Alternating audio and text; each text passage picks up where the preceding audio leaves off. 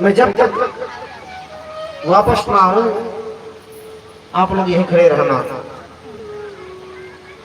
अपने कुछ मंत्रियों को अनुचरों को द्वार में गुफा के बाहर रख दिए, अंदर चले गए। आज 1 दिन 2 दिन 4 दिन 6 दिन 8 दिन 10 दिन 15 दिन हो गया, बाहर ही नहीं आ रहे हैं। दोनों का मल युद्ध गुफा के अंदर में चल ही रहा है। इधर जब खून बहने लगा तो लगा कि कोई हिंसक जंतु गुफा के अंदर में है और हमारे कन्हैया को खा गया। अब चले गए वो लोग वापिस द्वारिका में, और नंद वसुदेव जी देवकी जी से कहते हैं कि हमारे आपके पुत्र गुफा के अंदर में चले गए हैं और वापस ही नहीं आए तो हम भगाए हैं। तो नारद जी ने सलाह दिया कि आप दुर्गा जी की पूजा करो, श्रीमद् देव भागवत का दुर्गा जी का पूजन करो, देव भागवत का श्रवण करो। इस कथा को जब सुनोगे, देवी माँ का पूजन करोगे, चंडी पाठ कराओगे तो आपके पुत्र सकुशल लौट आएंगे।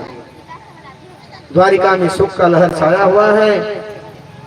इधर नारद जी जब सारा बात बताए तो दुर्गा जी का यज्ञ प्रारंभ हुआ, चंडी माँ का पूजा हुआ।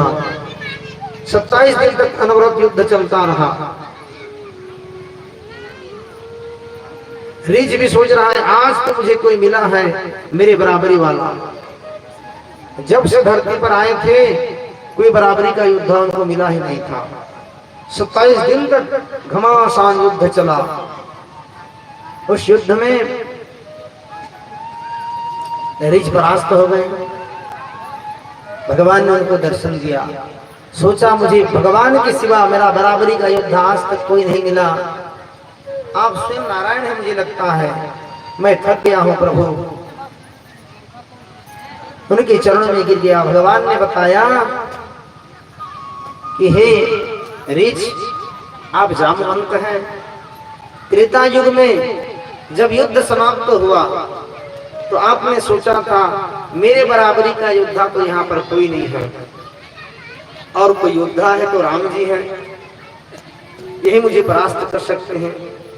लेकिन ये तो मुझे अपने पिता की तरह मानते हैं, मुझे पूज्य मानते हैं, मैं इनके साथ युद्ध करूंगा, ये शोभनीय नहीं है।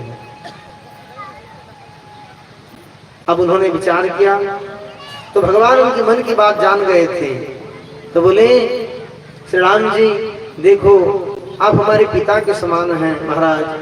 हम तो इस जन्म में आपके साथ युद्ध नहीं करेंगे, लेकिन आपके मन में हमारे साथ मल्ल युद्ध करने की इच्छा हो गया है।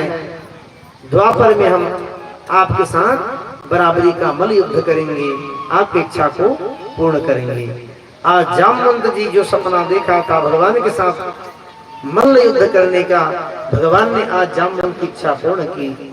जामवंत प्रभु के चरणों में लौट गए और बोले यह मणि प्रभु आपका है, आप इसे ले जाएं और हमारी पुत्री जो जामवंती है इसको भी अपना बना लें, हमारा जीवन सार्थक हो जाएगा। भगवान श्री कृष्ण ने कहा तथास्तु, और जामवंती को लेकर के द्वारिका पहुंच गए हैं। देखिए भगवान की कृपा कैसी होती है। माँ भगवती जगदम्बा की आराधना, रुक्मिणी जी का सुहाग माँ दुर्गा जगदम्बा की कृपा से सुरक्षित रहे, और माता की कृपा से, मां अंबिका की कृपा से रुक्मिणी मैया को वर के रूप में प्राप्त हुए थे। आज माँ जगदम्बा की ही कृपा से रुक्मिणी मैया का सुहाग आज सलामत रहा, सुरक्षित रहे। माँ दुर्गा जी की ही कृपा से, कात्यायनी माता की कृपा से श्री कृष्ण का जन्म वसुदेव देवकी के घर में हुआ था, और उन्हीं की कृपा से आज उनकी लाल बाल, उनकी कन्हैया द्वारिकाधीश बचे हुए हैं।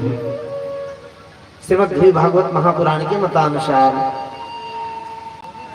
अब भगवान जब आए, रात का समय था, चुपके से एक कमरे में, भगवान के कमरे में जामवंती को लेके घुसा